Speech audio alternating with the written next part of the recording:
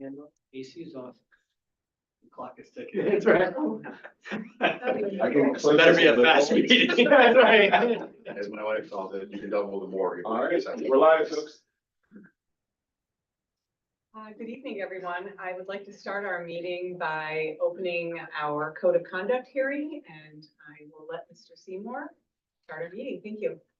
All right, so our district code of conduct is certainly our most utilized policy and contains the aspects that most readily involve students, staff, and families. So it's critical that on an annual basis that we review it and make recommended changes for improvement. Within our code of conduct, there are provisions that speak towards school safety, protection of student rights. It defines the roles that students, staff, and parents play in creating a positive environment. It details our disciplinary procedures and discusses specific provisions on potential removal and suspension of students for violations of the code of conduct. In compliance with New York State law, there are requirements for annual reviews of the plan to ensure that we are staying on top of our anti-bullying obligations and discrimination laws, safety and security protocols, and ensuring that specific guidelines for students with disabilities are met. And it also talks about the parental notification requirements that we have and the staff trainings and mandates that we conduct to ensure compliance under the law and adherence of our code of conduct. So as part of our annual review process, we have identified 2 items that we are proposing for changes. The first change pertains to the dress code section of the code of conduct. That's 5300.25. The specific change is to prohibit students from wearing coats and outerwear inside the building during the school day. This change aims to address security concerns with large winter coats, increasing the possibility of concealing prohibited items in the school. The second provision of the code of conduct that we are recommending changes for pertain to 5300.55, and that has to do with corporal punishment. And the recommended change is to clarify in 5300.55 that corporal punishment does not include the use of physical restraint when necessary as a last resort to protect a student or others from injury. So those are the only substantive changes to the code of conduct that we are recommending for this review. Are there any questions from the board about either of those provisions or comments? Tim, earlier this afternoon, I actually had a couple of parents that reached out to me in regard to the dress code. Sure. And what they were asking, just trying to if indeed no outerwear is to be worn, whether it be coats, windbreakers, any of those types of things.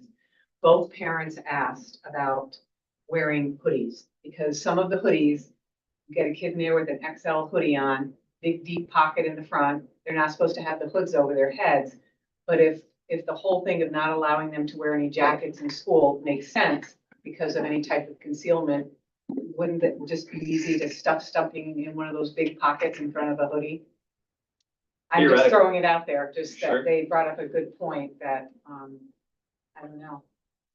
Yeah, great point. I mean, theoretically, any article of clothing poses the opportunity for concealment. I think that the outerwear provision here with coats came up in particular because it became a trend at the middle high school. This last year, we saw a lot of large winter coats being worn, and it isn't just about concealing, paraphernalia. It can also be about concealing technology that's not permitted in the school now, cell phones, et cetera. So when we looked at the dress code, maybe 3-4 years ago, we maintained that hoods were not to be worn, but that hoodies could be worn. We haven't deviated from that. So my recommendation would be that we just see if this makes the change we're looking for without I think no hoodies would be a tough call because Yeah, every student has at least one or two in their wardrobe, so it might be a tough thing. yeah. But I just thought I'd mention it. No, that's good.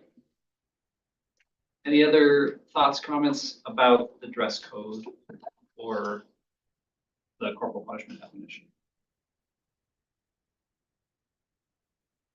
Okay, and this is a public hearing as well, so if anyone from the public wishes to make any comments or ask any questions pertaining to the dress code, then now's the appropriate time. I will note, Robert, you look great. Just throwing that out there since it's a dress code conversation. Looking like our graduates are spiffy, I like that.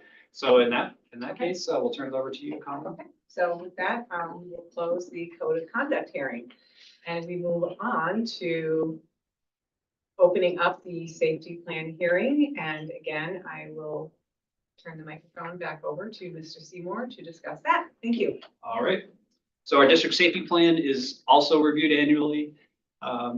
It's updated to establish procedures for preventing, preparing for, responding to, and recovering from emergencies and any safety threats within our schools.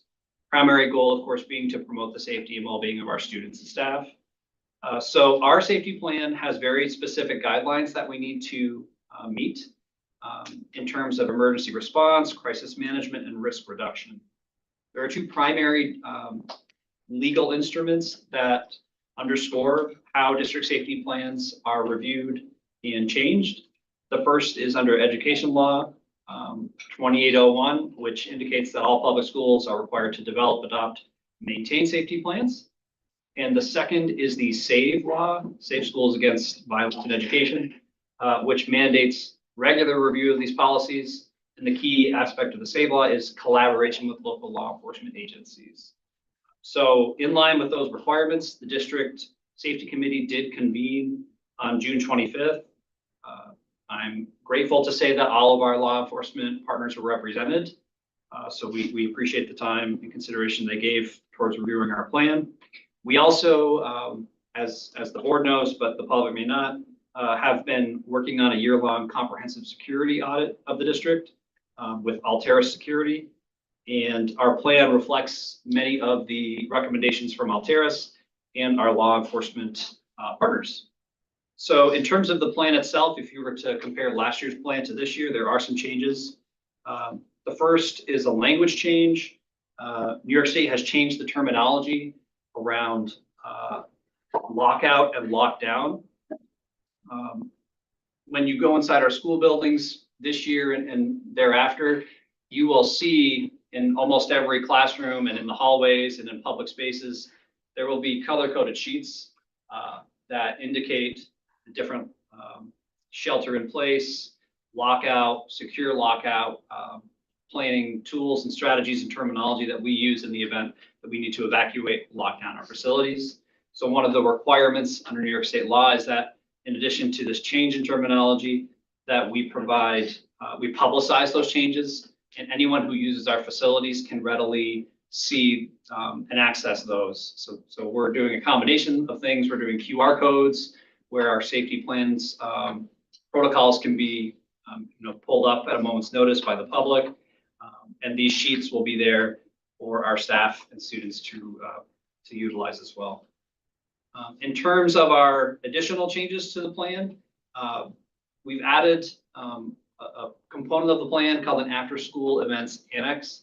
And that is also in deference to changes in the law, which state that we need to have safety plan components that we promote for anything that takes place after school hours. So when we think about the Youth Athletic Association, the after-school program, basically any public entity that uses our facilities, we now extend our safety protocols to them as well. So that's a big change. And we're, I think, in the process of having those documents codified and copied, ready. Dana, I think Compass Printing's doing that for us. Oh, yeah, they've been dispersed So to they're each building, dispersed, yeah, about 2 weeks ago. So we are ahead of the curve, which is great. We've also done some enhancements for our security, which our plan reflects. We've installed door alarms to detect any propped doors across all instructional facility doors. We've implemented lockdown buttons in our facilities, and we are continuing to refine our evacuation and reunification processes. One of the aspects that our consultants and law enforcement agreed upon is essential is regular training of our staff. So in light of this, we have a half-day schedule on September 26th, and that day will be spent by training our threat assessment teams and our emergency response teams to ensure preparedness. And then just some notes that may be more impactful for students and parents. There's some changes in the law of governing how drills are conducted. Several years ago, there was certainly a good direction by the state to ensure that drills themselves are not so realistic that they induce trauma. Thankfully, our district was not acting in that fashion, but they built upon those changes where now they also don't want multiple drills to occur in a single day. They want us to vary the timing of drills and the location of drills so that we can be responsive to any type of situation at times when congestion is likely to occur. So I'm thinking lunchtime, in the mornings. So we're preparing to conduct those drills in response to those changes. And we're also looking at incorporating our law enforcement partners more when we have lockout and lockdown drills, with the goal of ensuring that when we key outdoors and allow classrooms who are in a lockdown stage in a drill, that they'll actually be met by either a member of the safety team or law enforcement, so that we can condition our staff to prepare for the scenario where they only open the doors if they've been trained appropriately, and not to open it if someone doesn't speak the code, so to speak, and how to do this. So those are the fundamental differences from last year's plan and this year's plan, incorporating a lot of the recommendations from Altaris. Any questions about the plan or our direction generally with regards to security? I presume it's our responsibility to make sure all those boxes get checked. It's a big plan, it's a good plan, an enormous plan itself. How are we as a board assured that what we say we are to do each year actually gets done? Is that Ryan and Doug and the committee? Or are we seeing it or just hearing that it's being done? So the first step is that as superintendent, I certify to New York State that we are adhering to everything that's in the plan. So that has to be done by On an item basis? So certain items are required by law, and so they have to be incorporated in the plan. And then, like, if you look at the initial, the index at the front, you'll see like there are specific checkboxes. Yeah. So that's actually an internal document that Altaris gave us to keep us on the ball about our approval timeline. So we'll be filling those out, so to speak, as we undergo those parts of the plan. And then any additional changes that happen in the plan, one of the learning curve experiences we had in bringing this third party on to assist us is we've always struggled with this timeline in the summer, because you're supposed to have broad representation in the committee, but people are on summer break. It's challenging. And so we wouldn't always meet the reporting timelines in September because we needed our teams to convene. Long story short, they indicated to us that the board approves the plan after a public review. I certify it to the state, and then it's a living document. So at that moment in time, we certify to the best of our ability that we've done these things, and then as changes need to happen, we can do so without having a separate hearing until this same time period next year. Tim, you had mentioned September 26th, it's a half day for the response teams. Are the general faculty part of this training or update or whatever also on that day, or? Yeah, so we have probably 4, maybe 5 separate trainings for different groups, and Okay, they'll be building wide. Elementary school and middle high school staff will review what's called the shell procedures. That's the new terms of Okay. how to lock down and things like that. We haven't done trainings recently of our main office staff and they're the gatekeepers of the buildings. So we're conducting trainings with them while the students are in session during the half-day morning. And then our mental health teams that also double as our threat assessment teams, they'll get a separate training too. So we're trying to get the most bang for our buck, and I think we'll have probably 5 different trainings throughout Oh, the day. that's great. That's great.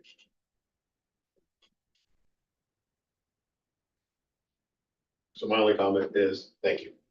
2 years ago, when I jumped on this board, that was a huge thing for me. It was school safety, teacher safety, and children's safety. And with this study and all the implements have changed, but trust me, I read this document from front to back. That's what I do. I love seeing the contingency aspect of it, where there's a checklist. You know, there's an old saying, keep it simple. That's good. So I appreciate all your hard work. Thank you. And once again, this is a public hearing, so if there's any questions or comments about the safety plan from the public, now is your opportunity to field those. All right, I'm going to say again, Robert, fantastic tie, just nailed it. All right, getting you ready for that presentation. I'm excited. So Colleen, I'll turn it over to Okay, you. so if that's it, I will close the safety plan hearing and move on to our regular Board of Education meeting, calling into order, and please stand for the Pledge of Allegiance. I pledge allegiance to the flag of the United States of America, and to the republic for which it stands, one nation, under God, indivisible, with liberty and justice for all.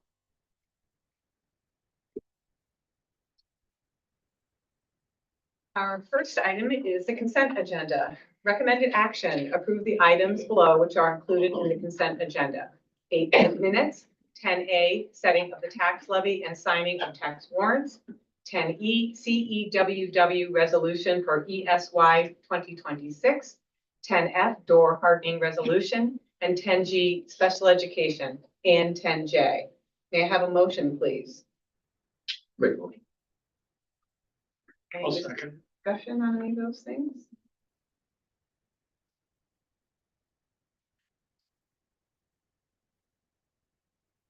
If not, please vote.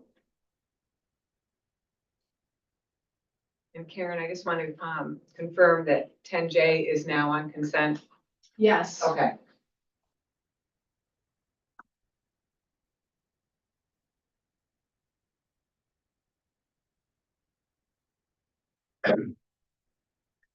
Seven, yes. Moving into our first good of the cause. Karen, is there anything online? There is not. Anyone here like to speak? Robert, your tie is awesome. It's gonna be a long night for you. Especially if it doesn't turn the air conditioning. No, I know, it's sweltering here, it's Ryan's fault. It's always my fault. Anyway, if not, information for the board, there's nothing under that topic, so we will move on to our student presentation with the language club trip to Quebec City. And welcome Kara Atkinson and her graduating student, Robert Bowen, who is soon off to college. Thank you. I'm gonna see if I can share your screen here, so that when we record this, we have it here. So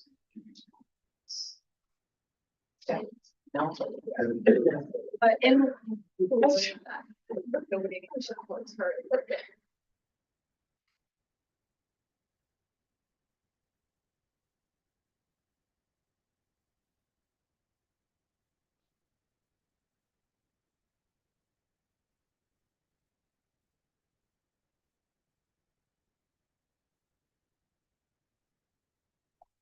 All right. Okay, thank you guys so much for having us.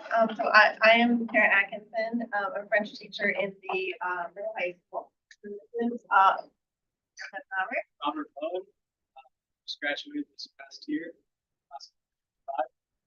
Going to college to be a social studies teacher currently, but may have future plans in tech education.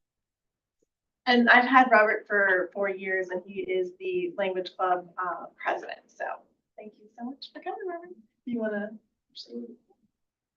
So many of you guys already know about this, but in case you don't, the language club took a trip early this summer in the 6th through 13th of July this year.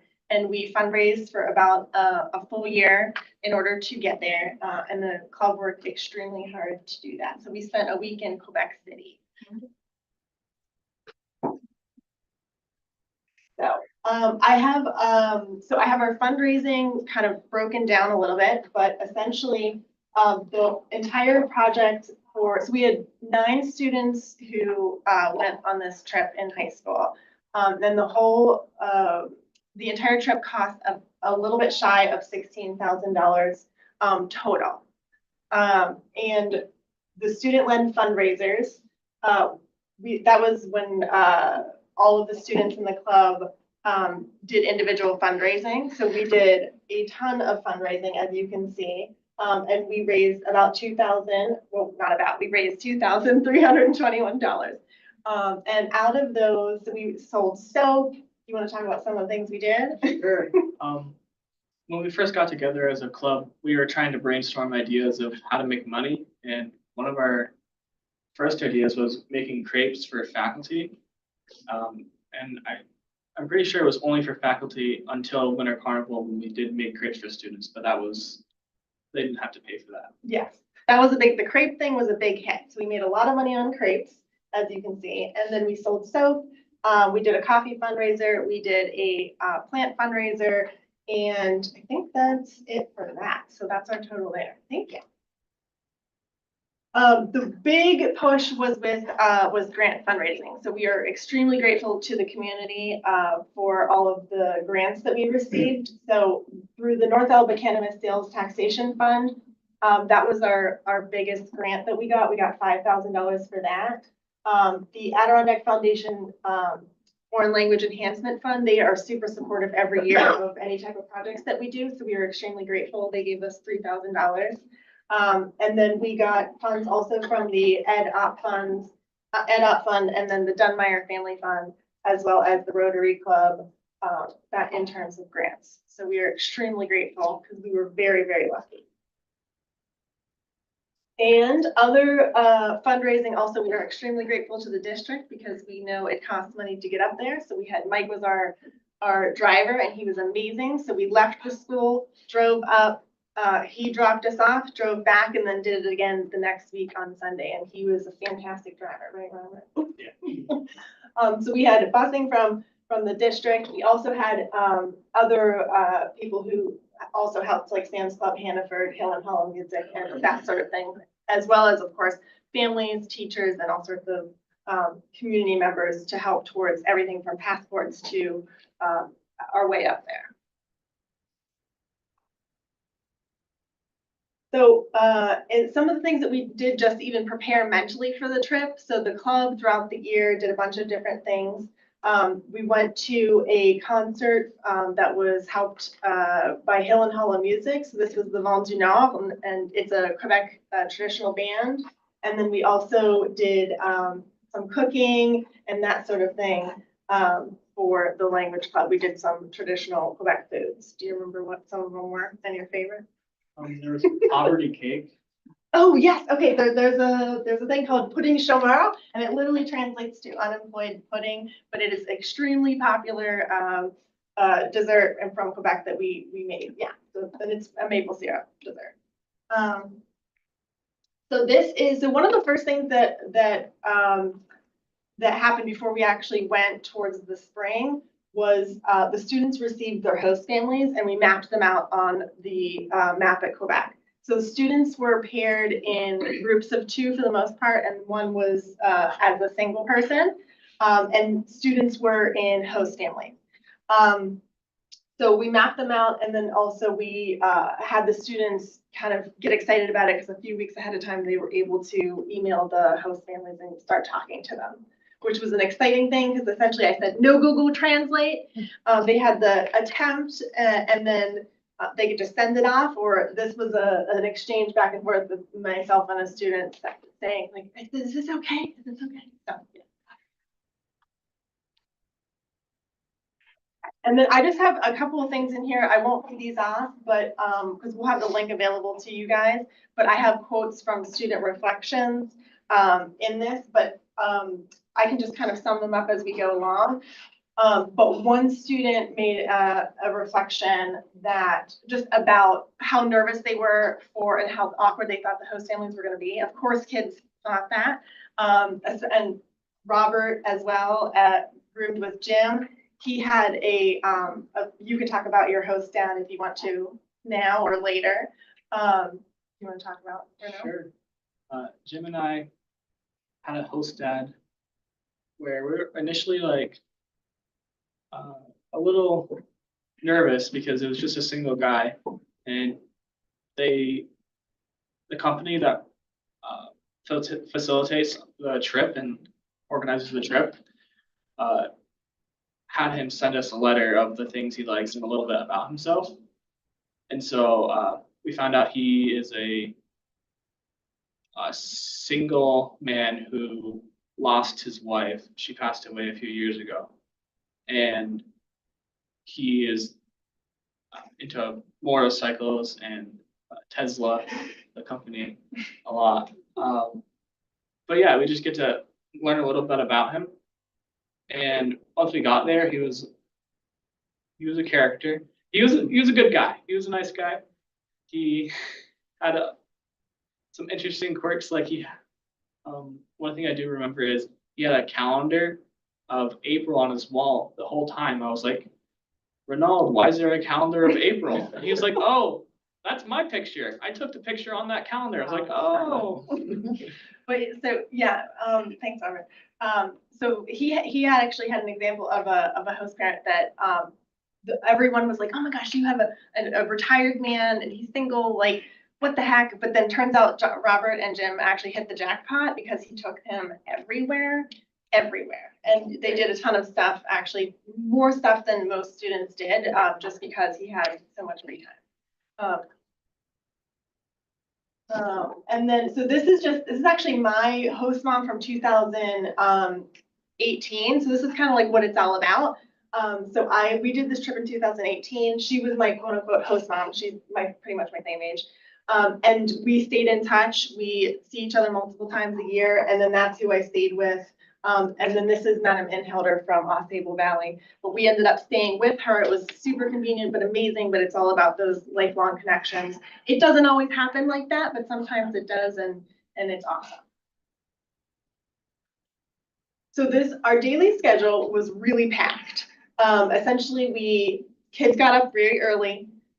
They had a French class in the morning, then they had lunch, and then they went to a camp that was individualized, and a local camp. And then in the evening, we did activities together or they went home with their host family. Will you agree that it was packed? Yeah. Go into some of these. All right. Again, so these are just some different quotes from the students, but a lot of them, they were exhausted. So this is a lot like the DC trip. It just was really long DC trip, where there was so many things but in the end, a lot of kids actually end up thriving off of it just because it's just so new and exciting. Okay, so this was our departure. Everything was great. This was on the bus. We get there. Everything's perfect. It's only 4 hours away. And then we find out that there is La Grève. Do you remember what La Grève means? Yes. Okay. So the bus drivers of Quebec City decided they wanted to strike the week that we were there. For the entire time we were there. Yes. So, and this is one of those words that I would never teach in class because no one would ever remember it, except there's not one of these kids that went on the trip with me that will not remember this word, La Grève. Because so we were supposed to, if you saw that map, we were so spread out in the city. Students were supposed to take public transportation the entire time. It's really safe. That was actually something I had to pump kids up about, to tell them that they can do it and tell parents they're going to be fine, they can do it. And then we get there and they started striking. It was because there's this giant music festival during that time called the Festival Été du Québec, also known as the FEC. I'm not swearing, I promise. It's called the FEC. And so they picked the perfect opportunity to strike for that.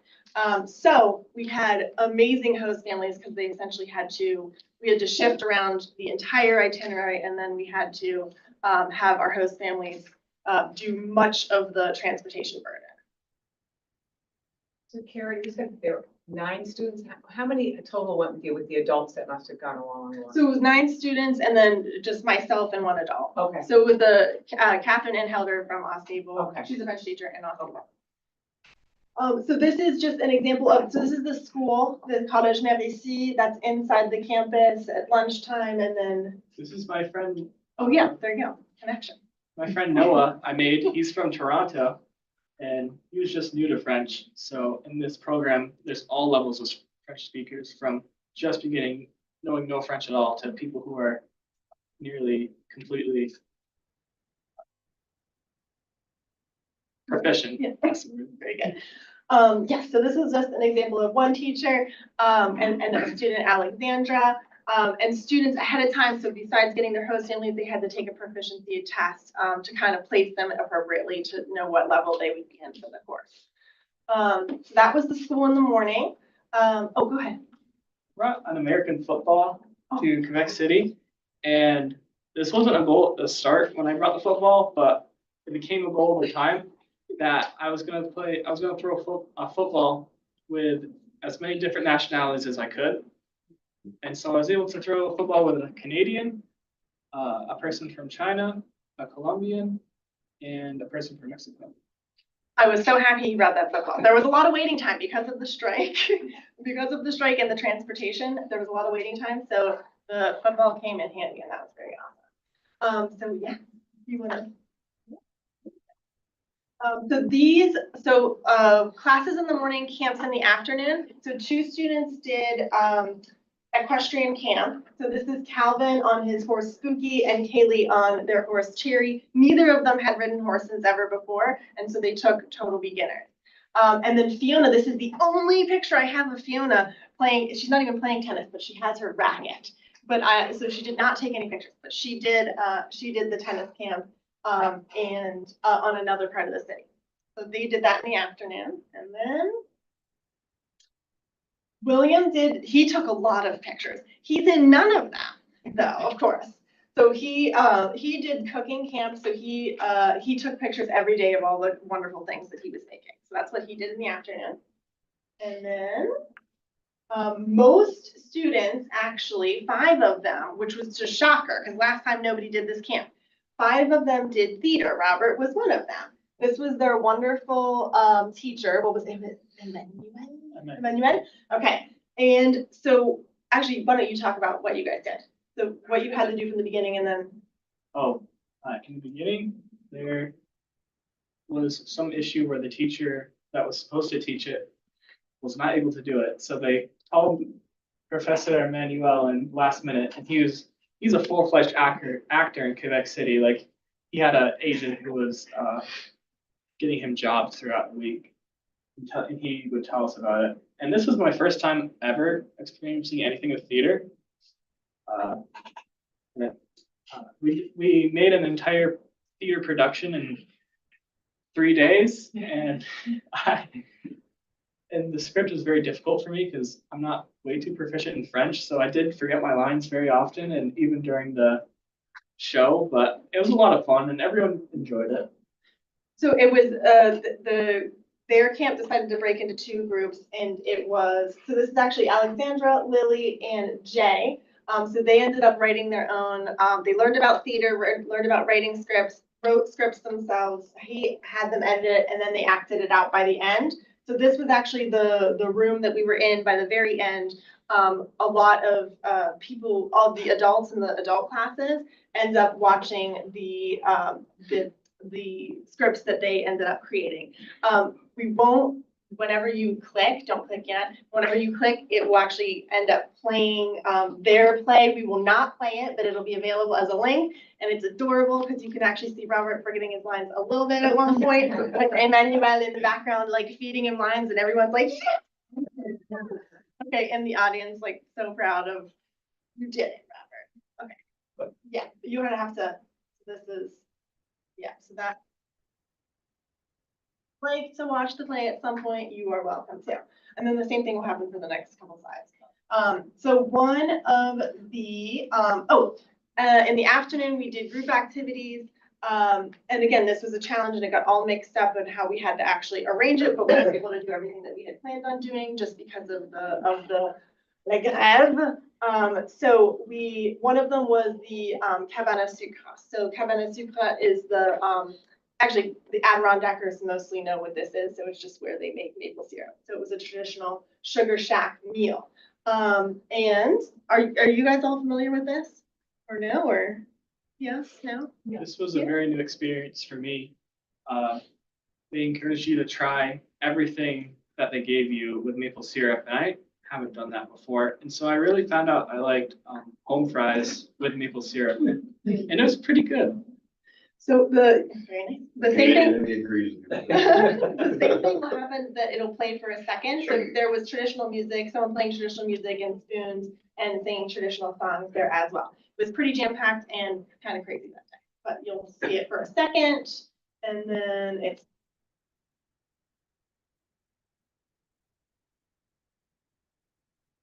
Okay, all right, so one of the other activities that we did was a ghost tour. So that was a jam-packed day and it was in French, full immersion. To be honest, I wish I would have done it in English because they were exhausted that day. And we were with a bunch of other people that spoke French. And so it was a little bit too much. However, our kids were awesome and they played along. So this is Fiona, this is Will, and Alexandra were the main actors. Every time the person needed an actor, they volunteered because they were like, what the heck? So same thing, it'll play for a second, but you can skip past it. But if you would like to see Alexandra,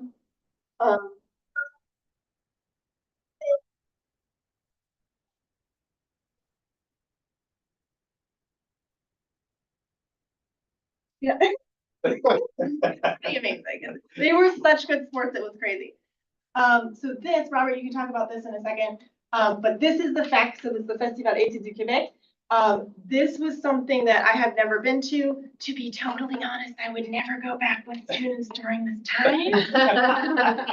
For a risk of a strike, A. And then B, it is so packed. The city of Quebec, if anyone has ever been there, it's a small city, but it was packed. And so we did not know, but they actually gave us, I think, as kind of like we're sorry that the strike is happening. They gave us tickets to it. Don't do that. then we had to go. Okay, so we ended up, Miss Inhelder and I, she's taking a picture actually for this picture. But we did say, okay, we will take you one night. So we set aside one night and this was perfect because the students in the club had made a shirt, which was so perfect for this night. This was not me, they chose pink. And the look of the shirt, which is based on the Quebec license plate on the back.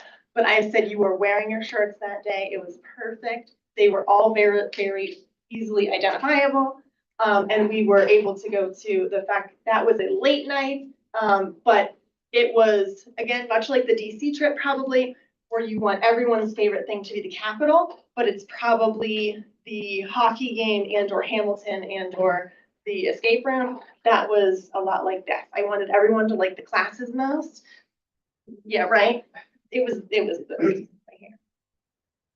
Do you have anything to add to the fact? There are a lot of people. I've never seen so many people in my life. There's a lot of people. So of course we did the Citadel. So this is a lot of history with the Citadel. You can keep that. And then this was something really, really special that I had always wanted to do. We were able to eat in the restaurant Aux Anciens Canadiens. It's one of the oldest buildings in Quebec City, and it's a super traditional and way fancier than I thought it was going to be. Robert, do you want to talk at all about the food, the courses we had, fanciness, any part of it?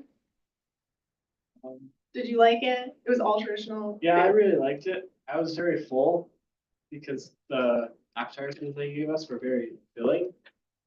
So I wasn't able to complete my meal entirely, but I did get to taste everything, and it was really good. And I thought it was a really cool experience. It was, and most kids really did try most things. We got even though some of the things were stuff they never would have had before, just because it's based on traditional meats and stuff like that. But most people really did experiment and try. You can also see that I'm just noticing it now. William's fingers are above my head there, because that's pretty much every picture with William in it. He is giving me money. I'm just realizing that now. I have to scan through them, but that's it doesn't always work. So then, students completed their courses, and there was like a little, there was a little celebration at the end for having completed their course based on their level. Even me and Catherine Infelder. And then Saturday we split up. We were going to do the Valcartier, which is a water park with some of the other campers. But since the week was so crazy, we ended up, and Robert and certain students had amazing host families where they did the Old City like crazy, and we were supposed to have done more of the Old City. We split them up based on preference, and so some of them went to the Valcartier, and then some of them went with us to just go around Old City, and we did the Funiculaire and all the markets in the Old City. So that was Saturday. And then, so these are our amazing host families. This is Renaud here. This is Robert and Jim's We gave him host a family. shirt. Oh yeah, Kevin Ham. I had a gift card from the holiday stroll. I was like, hey, I could use that to get a gift for Renault. Yes, Very cool. Yeah. Those are our host families. And again, there's some quotes on there for how students were uncomfortable at first and then ended up getting extremely comfortable and feeling right at home with their host families. And then, yeah, this is what it's all about, new connections. There was students from all over the world there. There were students from Colombia, from, of course, Canada, the United States, Slovakia, everywhere. So these are just some of the reflections that students had about all of their new connections that they made. And a bunch of discoveries. Turns out people think Quebecers are really, really nice, which is great. Some of them think the geography is a lot like here and that the culture is very similar in terms of the warmth. Traveling is super hard. And I put this on here because some students really, really missed home. They got very homesick and they realized how much they miss Lake Placid, which is actually a perfect reason to travel, is to appreciate the place that you are from and the community that you live in. So I put all sorts of different reflections on there. And this is more discoveries and advice. I think, is it you, Robert? Yeah. Yeah. Do you want to elaborate? Usually when I start a new thing, I'm really nervous, but I always try to take risks all the time because that's the best way to grow. And so all throughout this trip, I was trying to take risks. I was trying new foods, trying new experiences the entire time as much as I possibly could, within reason. But yeah. And I think that is awesome advice because, and some students on the trip really, really took that to heart, is just try everything and, you know, put yourself out there and be adventurous. And yeah, and these are, again, all of the thank yous to including the district for making it happen. And it had a huge impact on 9 kids' lives. So thank you very much. Wow. If anybody has any questions, let us know. What a tremendous effort when you go through all of these slides from beginning to end, all the fundraising that you have done. Robert, you and your friends, and Kara, just the logistics on your end to make this all happen. It's pretty amazing, and thanks so much. It was very cool, and we are very grateful. So thank you so much. Thanks for letting us. Thank you. Thank you for coming in. Thank you. Where, when do you hope to go again? That, you know who keeps asking me? William keeps asking me that. So I don't know. We'll see. We'll see. So maybe Robert can be an eventual chaperone on one of my trips. So thank you guys. Thank you. Thank Thank you. you. Have a great night. Good luck in school. Yeah, Thank you. good luck.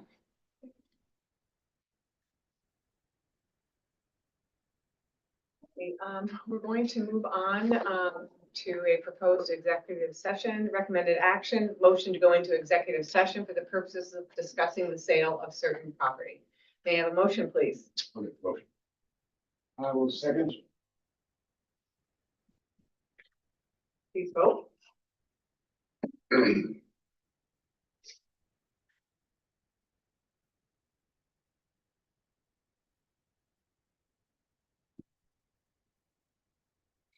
make sure that we're done.